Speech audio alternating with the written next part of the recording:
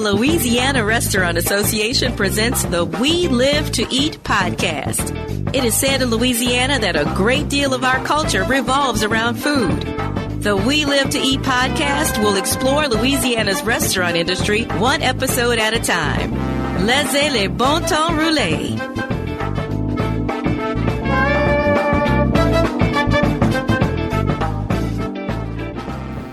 Welcome back to another episode of We Live to Eat with Melvin Rodrigue, the president and CEO of Galatoire's restaurant, 33 Bar and Steak, and what's the new place's name? Galerie de Galatoire. Galerie de Galatoire. It's on Royal Street, right across from the Montleone Hotel. It's beautiful with two full-size galleries that overlook Royal Street. And so that's the inspiration for the name, are the two galleries over the sidewalk. So we are really excited about this space because it expands your ability to host more private parties. Yes. Private dining is a huge part of what we do, has been for a long time. And, it's Galatoire's is so much about tradition and the private dining side, especially on the social events. There are so many traditions that take place annually, from Christmas to Mardi Gras and you name it in between, where people want to come with a specific group of friends that they came the year before with and do it again. All of those annuals kind of really make us who we are. So all of the private dining space that we can get, the better. Definitely. And I remember, and I tell this story every time Galatoire's comes up, that the Saturday before Katrina, I was up at the crack of dawn packing up my belongings to get out of Dodge, and my husband was just like lollygagging around getting dressed up, and he's like, I'm like, what are you doing? He's like, go put on a nice dress. I think we need to go to Galatoire's. And I was like, are you kidding? Like, this is like the biggest hurricane ever, like coming our way. And he's like, I hate to say this, but it might not be there when we get back. And I was just like, no, no, that did not happen, thank God. But I will say that 6 weeks later when we got back, my leftovers from lunch were still in the refrigerator. And, it's those type of things that, like, okay, that's my Galatoire story. Like, everybody's got a Galatoire story. Yeah. When you've been around since 1905, there are a lot of stories to be told. What is some of, tell me an outrageous story that no one would believe. All right, this is a little lengthy, but I'm going to tell it because it's one of my favorites. Okay. So this goes back to 2002, and it was when the Super Bowl was being played at the Superdome. Okay. And it was right after 9/11. So security, was all of the hype, and how are we going to make sure that we keep these 65,000 fans safe, etc. And so it was a huge deal. And it was also a moment where, we were, as a country, so patriotic. And it meant so much that the game of football was going to keep moving forward, right? So U2 was the band that was going to play in the halftime show. And on Thursday afternoon, the whole band showed up at around 1:30 or 2 o'clock to have lunch. And so they had a great time, probably there for about 4 hours in true Galatoire fashion, and just really enjoyed themselves, the energy in the room, and just had a grand old time. So then on Sunday morning, Bono came back, and it was just two of them. And they sat down in the back corner of the restaurant, and the server walked up to the table. And this is only at Galatoure's, right? Because the servers have such strong personalities. So the server walks up to the table, and he says, "Hi, Mr. Bono, how you doing? I waited on you on Thursday. It's great to see you back so soon." And then he started, this build-up. He says, just want you to know, y'all are my favorite band of all time. I have every CD y'all have ever made. I saw you in concert in St. Louis. I saw you in concert in he named like 3 or 4 different spots. And he says, and I want you to know, my favorite song ever and he starts singing to Bono. He says, "But I still haven't found my old guitar." And Bono looked at him a little bit cross-eyed, and he said, "That's not the word. Are you messing with me right now?" But he didn't say messing with me. And the waiter started laughing, and he walked off. So they hit it off. So later that night, about 10 o'clock, we had 10:30, we were already closed, but we were waiting on them because they were coming back for a third time. And this time it was going to be like about 20 of them. And in true form, everyone was at the table except him. You know, he was the last to arrive. Mm-hmm. And so Ashley and Winona Judd were there. I mean, it was just, a who's who. And they're sitting right down the center of the room. And so when he finally gets there, 30 minutes after we close, he's walks into the foyer, and he hits the main aisle, and he's walking to the rear center of the room. And so he's going down that main aisle that goes right towards the kitchen. Mm-hmm. And the server is coming out of the kitchen. So now they're facing each other. They're facing each other. And so Bono stops in the middle of the dining room that's full with 20 people that he's obviously close with. And he starts singing, "But I still haven't found my old guitar." And so obviously those are not the words to the song. Everybody in the dining room is completely confused, except the waiter, who's cracking up laughing. And he's like, and "Oh I my mean, God, the when best I'm moment telling ever." you, he belted it at the top of his lungs in the dining room. Everybody's like, "What is going on here?" So that's a great Galatoire awesome. story, tied to just a special moment in time because of what had just happened and the Super Bowl going on in the city, and it speaks to again the strong personalities that kind of make us who we are. Well, tell me a little bit about those, because we did a Restaurant Legends event a couple of years ago, and I think you had 17 or 18 folks that had been there at least 20 years, but most of them had been there like 40 and 50 years. Can you tell me about the longevity of your staff? Yeah. It's we talked a little while ago about the traditions that kind of make us who we are. I think it's interesting that our staff sort of has a sense of responsibility towards making sure that those traditions, keep going. And so when they arrive and they really become a part of the work family, if you will, they don't have a desire to go anywhere else. And we're fortunate for that. Yeah. Lindsay Brown has been there 53 years or 54 years right now. Just a couple of summers ago, we had 3 different employees retire with over 50 years under their belt. I think the Restaurant Legends thing that you're referencing, I think there were 21 people that got honored for being with one place more than 20 years. But these 21 had, I want to say, 781 years. You remember that? Yeah. So it was over 30 years a person on average. Right. A lot of those 50-year people kind of obviously. And you have multi-generations working. We do. Yeah. We've had a couple of father-son service team members. So that's really pretty neat. So tell me, and to those folks who have not been to Galatoire's on a Friday afternoon, give me the rundown of what someone can expect, because it is quite an experience. Unlike anything I've ever experienced, it is quintessentially Galatoire's. And what is that? Yeah, Friday lunch at Galatoire's is pretty special. It's an energized room. It's a raucous crowd. They have, they consume a lot of champagne typically on Friday afternoon. It's interesting, New Orleans as well as anyone. It's that joie de vivre that, everybody kind of lives for what's going on and what's the next, festivity. And my take on Friday afternoon at Galatoire's is it's that same joie de vivre.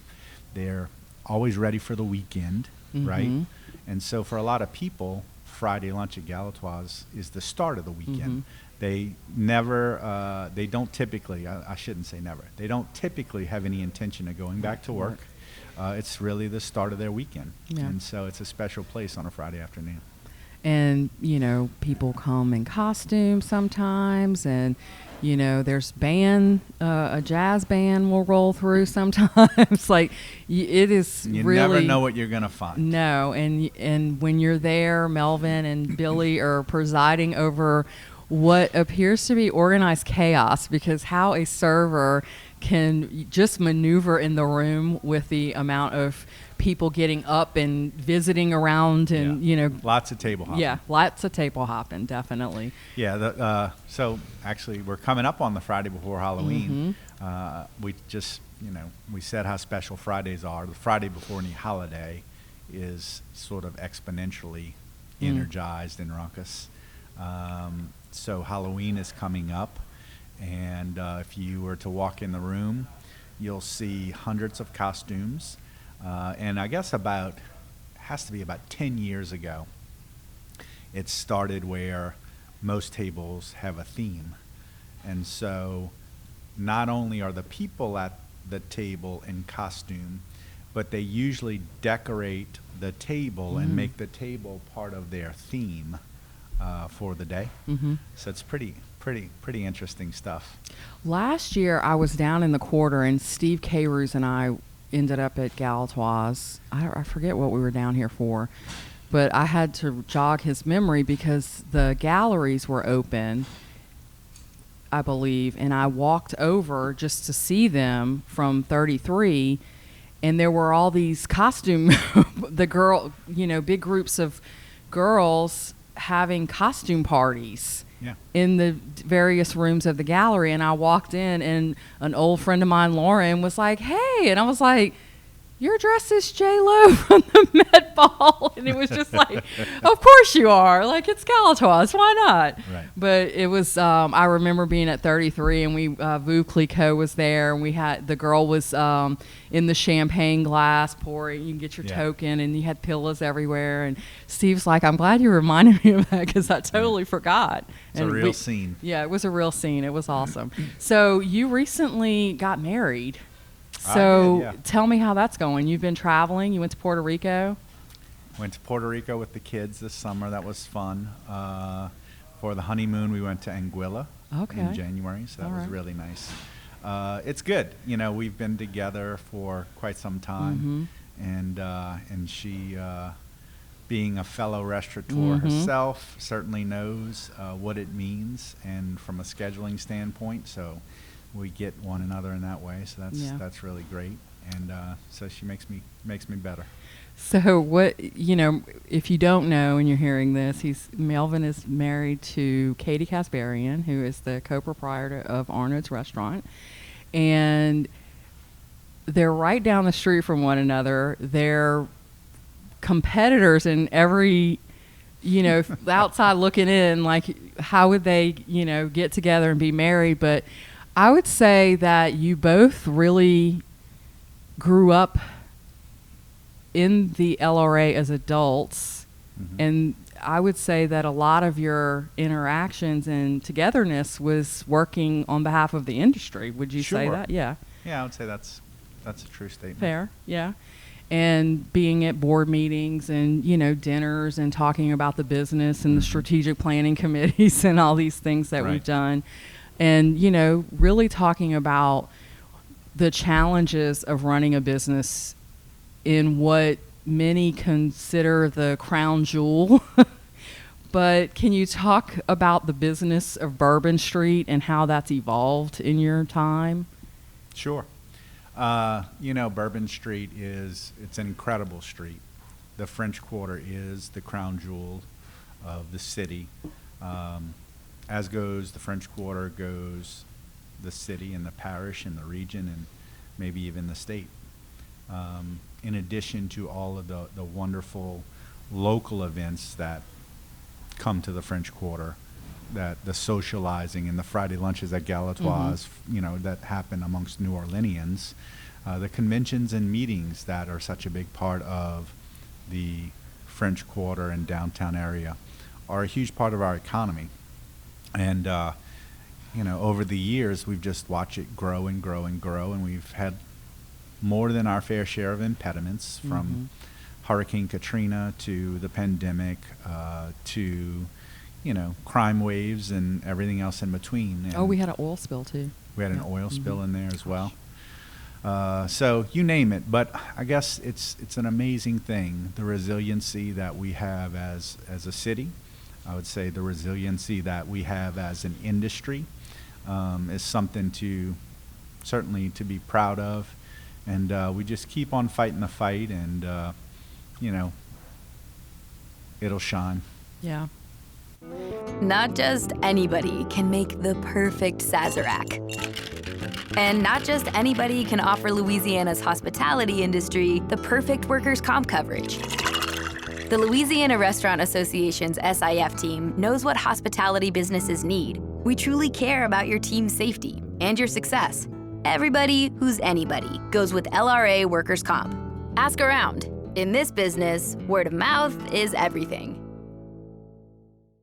So what you may not know about Melvin is he served as the National Restaurant Association chairman in 2020. So we had an amazing time kicking off the first board meeting. You want to tell us about that?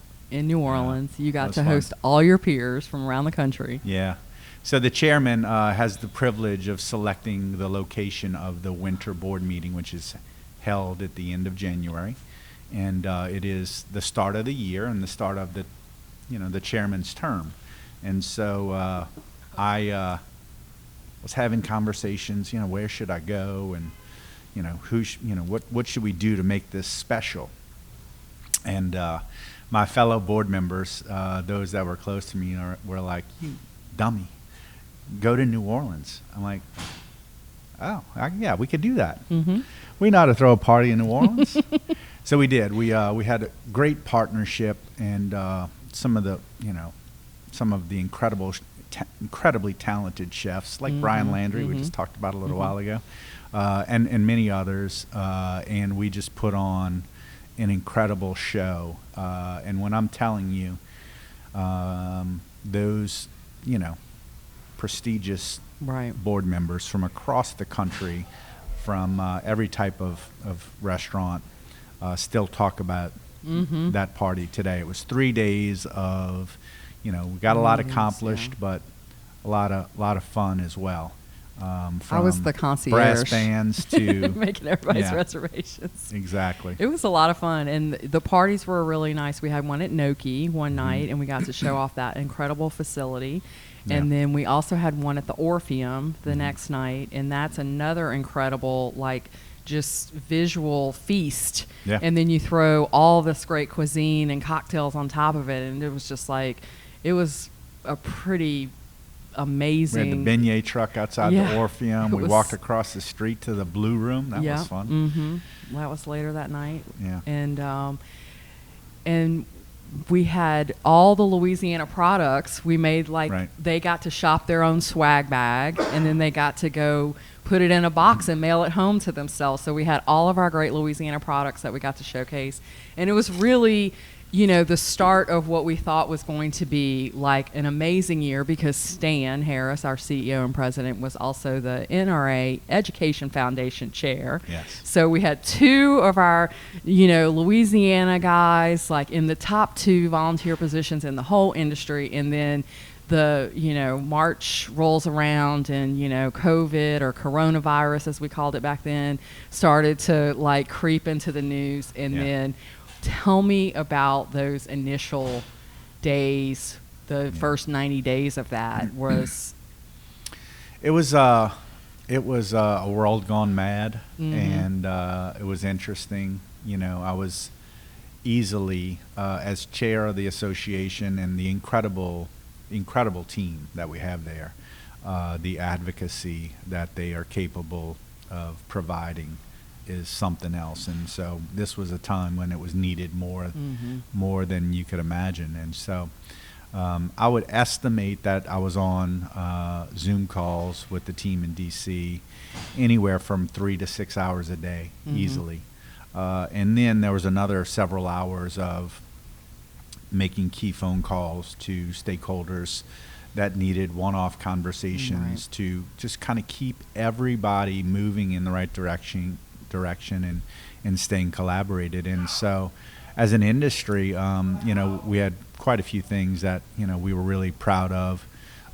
One, the carve out in the PPP program for restaurants, where, it was by physical address was how you counted your employees, because we're so many small businesses and all of these small LLCs, and, and so that was very helpful. And then, of course, we were in the White House as an industry, and it was our industry led by the National Restaurant Association that asked the President and Congress to extend the window of forgiveness for PPP from 8 weeks to 24 weeks. And it was a huge education process, of course. But restaurants were the first hit. We knew we'd be the last to come back fully because of the capacity restrictions and whatnot. But you went out there and you had to make sure that you applied for your PPP loan as quickly as you could, because you just needed to get it locked down, right? But we locked it down as an industry, and many of us, because of government mandate, weren't even open for business. Or if we were doing to-go food, and maybe we're doing 10% of our sales at most.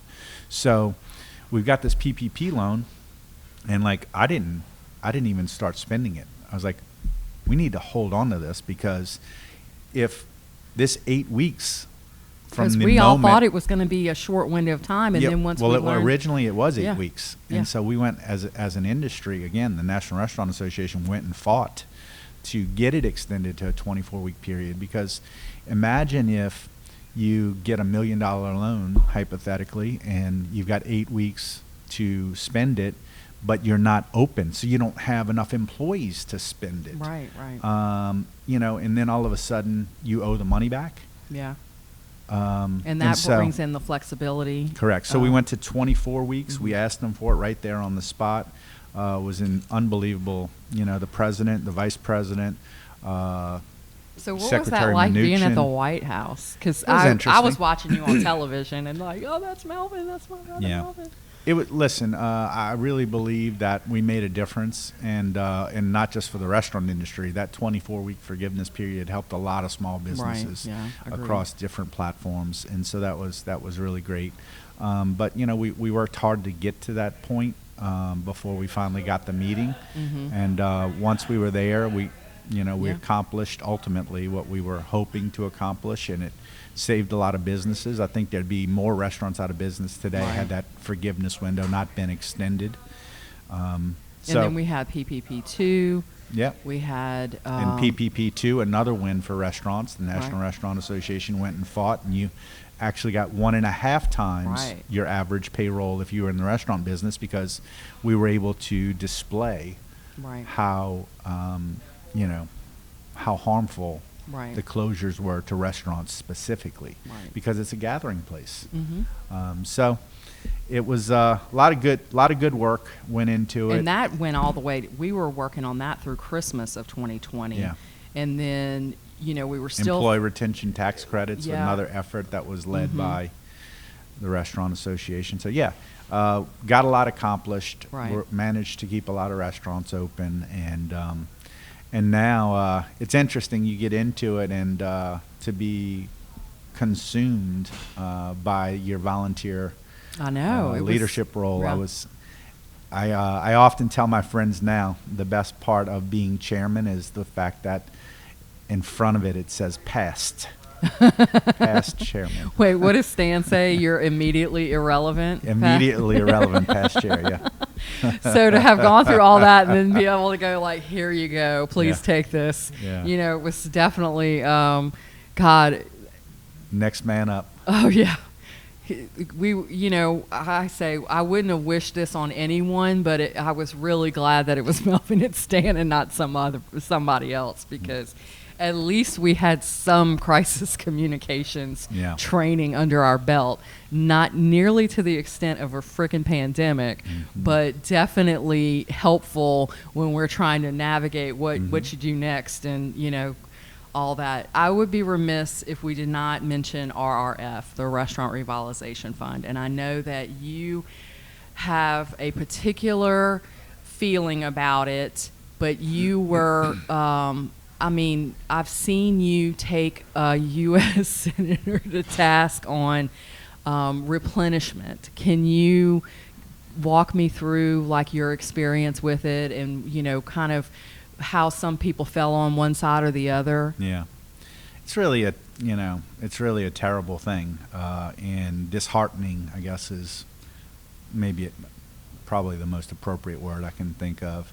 The Restaurant Revitalization Fund was just an incredible effort put forward by the Restaurant Association and other industry leadership, stakeholders. Everybody really kind of came together and put a formula together to keep restaurants afloat. As I mentioned just a little while ago, restaurants were hit the hardest first, and they were also the last to make a recovery. And I will tell you that we are still recovering. When you have, as I would say, in the city of New Orleans, on average, this is anecdotal, but I'd say about 65% of the pre-pandemic staff levels is what most restaurants have at this stage of the game. And if you're at 65%, you can push the envelope a little bit, but when your business model is tied around 100 seats, and it takes you 100 people, hypothetically, to fulfill service to those 100 seats, and you only have 65, then you can't fill all 100 seats. It's real easy math. It's still a capacity restriction. It's still a capacity restriction, even though the government isn't mandating it anymore, because you've got to have a governor on your reservations at all time, working the throttle on how much you can handle and how much you can't. And so we're still recovering, and I would say that it's going to be some time before restaurants kind of figure out what this new model is. On top of that, you're navigating inflation, which is going to be 8 to 10 points when you annualize it, and so your cost of goods are through the roof, your labor's through the roof because you're paying extra to the people that you do have, and yet you can't completely, there's no rest for the weary because you can't fill to 100% of what your capacity is, and your rent is tied to that capacity, and so your overhead costs are basically inflated as well because you don't have the staff levels you need to accomplish what you need. So Restaurant Revitalization Fund was an incredible thing, and I remember it like yesterday. The quote was, it was the ARP, the American Rescue Plan, that it got funded in, and the National Restaurant Association suggested that we needed between $110 and $120 billion to fully fund the Restaurant Revitalization Fund. And when the ARP hit, they said, here's $28.6 billion, and it's going to be a down payment on that Restaurant Revitalization Fund. And unfortunately, I guess, partisan politics came back into play, and they started fighting over the things that were important to their parties instead of the things that were important to making small businesses survive. Because small businesses are the linchpin of our economy. We are the people, the businesses that employ so many in the community, and those communities and restaurants in particular are the cornerstones of those communities down every main street in every city in every state in the country. And that was one of the things when we were advocating on, for this package, was every single legislator, policymaker, senator, representative, local, state, federal, every one of them has their favorite restaurant. Every one of them, we really played to that, like, you don't want to see your favorite restaurant close. Right. Like, this is what needs to happen. And your favorite restaurant employs this many people. Like, these are your neighbors. Right. And, that was something that I think we really have a unique selling proposition when it comes to our advocacy efforts because of that. We can really cross the party lines when we get to that. Well, unfortunately, I think time got in the way of those advocacy efforts. Again, the economy started coming back around and in some efforts, and restaurants were still struggling because we're so, there's so much that goes into it from a labor perspective. And so we went from the down payment to fighting to get the rest of the funding, and it became the replenishment of the Restaurant Revitalization Fund. And what Congress did was created haves and have-nots. I'm a prime example of a have-not. We've busted our tails. We managed to break even through the help of the subsidies that were provided through PPP loans, et cetera. And now we're to a point where we're trying to get our business back to where it needs to be. Our loan payments didn't stop. Everything, he still has to keep moving. But, now the Restaurant Revitalization Fund did not get replenished. And so there are some people that got the funding and others that didn't. Right. I mean, that's the most incredibly unfair thing I've ever heard of. And it's disheartening. Yeah. I'll go back to the word I started with. Right. But there was something when we start talking about loan payments, there was something that happened after Katrina that you brought up to nationals about some creditor. It was something to do with your. It goes, it was, when we were working early on what the PPP program was going to look like. It became that the SBA was going to fund the PPP loans. And because of our experiences in Katrina, we knew that we didn't get SBA loans because we had the creditworthiness to go get a loan on our own. And so Congress actually did an incredible job of how quickly they got the PPP fund established, how quickly they worked through the ins and outs and particulars. But that was a really important particular. Right. They wanted the SBA to be, the administrator, and we were able to communicate with them that it needed to put creditworthiness aside, or else we weren't going to be able to get the loans. And that it became a big topic, and there was actually language put into because through our advocacy teams because of our experiences with Katrina. It was credit elsewhere, wasn't it? Yeah, wasn't credit that? elsewhere, creditworthiness. If you can get a loan outside of the SBA, you should do that first.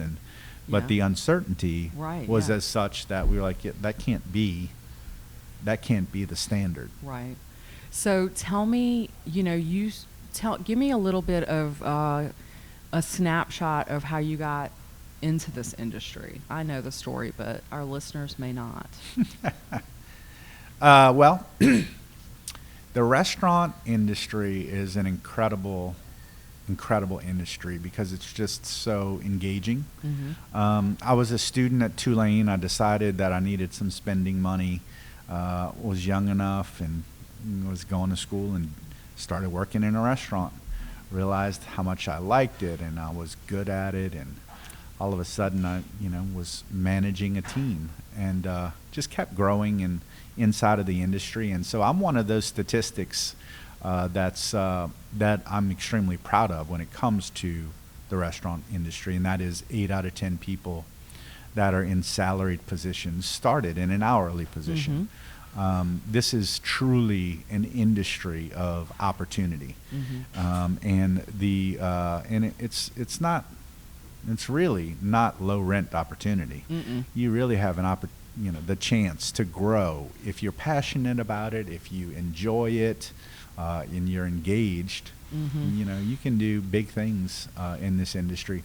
From there, you know, I kept growing, and I would say today one of the things that makes me most proud to be a part of this industry is that opportunity that exists, and watching some of the people that I've had the joy of mentoring and what they've been able to accomplish. I would say Brian Landry is a prime example of that.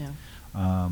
You know, his first executive chef position was with us, and you know, we sort of we had a very symbiotic relationship, and were able to just, you know, move in the same direction at the same, you know, pace, and look at where he is today. And talk to me about your current chef, Philip Lopez. I mean, when I heard that news, I was like, wow, this avant-garde chef that does some incredible plate presentations like nothing I've ever seen before is going to work at the Grand Dame, you know, Galatoire. Like, how does that work? Because this guy has like a creative mind that I haven't seen it since in that way. And how does someone like that stick to the traditions but push the envelope at some place like Galatoire? So I would say that first and foremost, Galatoire is a place unto itself. The energy that exists, the passion that our customers have for what we do, it can be, you know, it can be overwhelming. And so, you know, it's one of those things where you've almost got to be creative just to get to their level of passion. And it may not be on some, you know, really super fancy food starch that he's using to do something this or that. It's just keeping up with how passionate they are about what we do and the volume that we do. It's, I mean, it's a real machine, and it can churn you up if you let it. So he's got to display creativity and just coming in and working with the numbers and the people that are there. But on top of it, you know, you don't get to be a great, you know, to know the food the way he knows food, almost like a scientist, if you don't know the basics, right? Yeah, and so absolutely. That's sort of one of the things that makes Galatoire what it is. You look at all of these great places that we have in the city of New Orleans, we're sort of like the, you know, the old school foundation of those things, and then people start branching off and making this sauce that came from this one, and, you know, in this presentation, and so it's fun for us, and I think it's been fun for Philip too to kind of be a part of the foundation, being around as long as we have, et cetera. And I did ask him that question in the interview, and he said, "You think I know how to make all these fancy dishes if I didn't first know how to make a good pot roast?" And I said, "Yeah, well, you make a good point." Well, and you talk about the evolution of sauces and things like that. We're at Mr. B's right now, and I had the barbecue shrimp for lunch because, you know, why not put my hands in it and make a display of it. But that dish started at Pascal Manali's.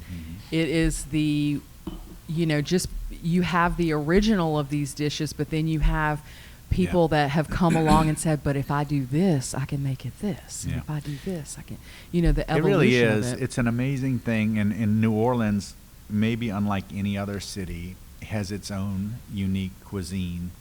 And those layers that have been built by different chefs over the years really make us who we are as a culinary capital. And I truly believe that we're one of the best culinary capitals, you know, in the world. And it's those layers and how they've been able to do things. And, you know, everybody has their signature gumbo. Everybody has their signature remoulade. And it's none of them are wrong. No. They're all have their own little taste, and you know what it is, but there's their own little twist on it, and that's an amazing thing. It's actually kind of funny when I got to Galatoire's, you know, our calling card is really that the menu doesn't change. It's important that when someone comes in, and their first visit to Galatoire's was 40 years ago with their grandfather, and they had shrimp remoulade. Well, they want to taste the same shrimp remoulade today. Because it's a food memory at that point. It is a food memory. And so, interestingly enough, talking about all of those versions, consistency becomes important to us, because we want people to remember the same thing. And so the eldest member of the Galatoire family told me not long after I started, he said, Melvin, you can make the turtle soup wrong. You just have to make it wrong every time. He was speaking to consistency and people wanting to taste what they remember when they walk into our room. It's pretty interesting. Yeah, it definitely is. What you have been the president of the convention center, you've been the president of the LRA, you've been the chair of the National Restaurant Association. What would you tell someone that is just starting out with the LRA about the rewards, the benefits to your business of being a member? Yeah. And working at this level? Listen, at the end of the day, to me, it's about advocating for your business. And if you truly want to succeed inside of your own four walls, you have to be outside of your four walls, because if you're not paying attention to what the government's going to do, they're just going to do it. And, whether it's fees that get put on liquor licenses, or it's, whatever it may be, you've got to be involved, and you got to know what's happening. And if you don't know what's happening, your business is in jeopardy. And so to me, it's been very rewarding, because I want to give back to the industry that's given to me. But on top of that, it's been rewarding because you just have to be involved. It's imperative that you are involved, because your business will benefit from it. And the relationships. The things that you learn from your friends and competitors, it's important. Well, I've been with you for almost 16 years, working at the LRA, having you as a volunteer leader in many different capacities. And one of the things that I admire most about you is your level-headedness, your ability to pull people together around an issue, get it, the order in which you go about getting people on the same page is really masterful at this point. You're too kind, I'm sure. When I was a baby, I feel like I didn't really know much about running meetings and in the business of the restaurants. I thought, oh, this is going to be great. I'm going to get to eat at all these restaurants. And most people think that's what our job is. And to some extent, that's true. There's food and drink at most of our events and meetings. But we're really there to conduct business. And when we come together as a restaurant group, we're not talking necessarily about what Melvin's unique issues are at Galatoire's. We're talking about the issues that all of the restaurants at the table have, including Galatoure's. So I think that that's really what, we often say, y'all are competitors, y'all are competing for the same business, but when it comes down to brass tacks, we're all in this together, trying to make the industry better to to conduct your business. Yeah, and listen, that's very kind, and I appreciate it, but I would be remiss if I didn't say that there are so many incredible servant leaders in our organization and in this city that just get together, time and time again to collaborate on things that stand in the way of growing business, of retaining business, and they collaborate day in and day out to make the industry better. And so I'm happy to be a part of that group. Who was your mentor? Like, if you had to pick one or two or five, who were some people that were really imprinting their wisdom on you throughout your formative years? My formative years? Interesting. So I would say, first and foremost, when I was a student and working in a restaurant, that would have been Steve Pettis. Okay, yeah. And Steve, taught me how to write schedules. He taught me how to order food and, take your daily inventories.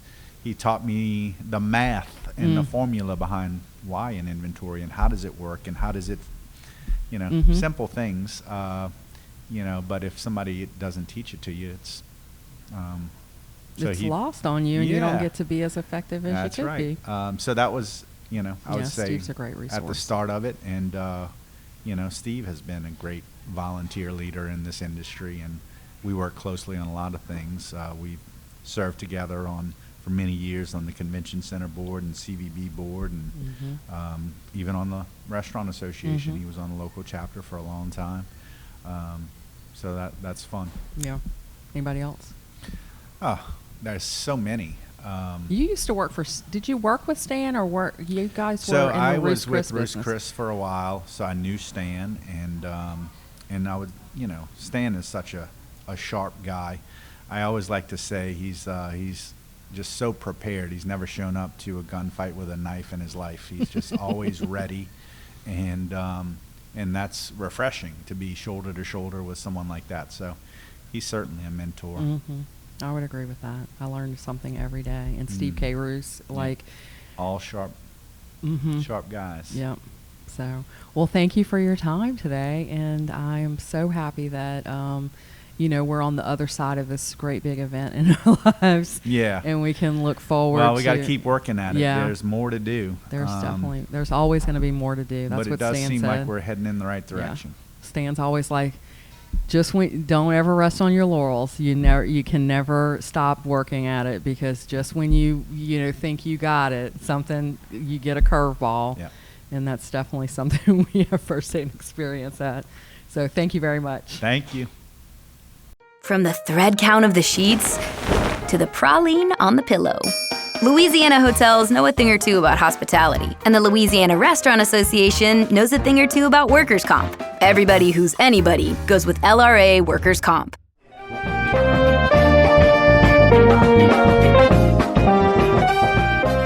Thank you for listening to the Louisiana Restaurant Association's We Live to Eat podcast. Please join us for future podcasts where we'll discuss restaurants, food, and culture in the state where we live to eat. Until then, bon appetit.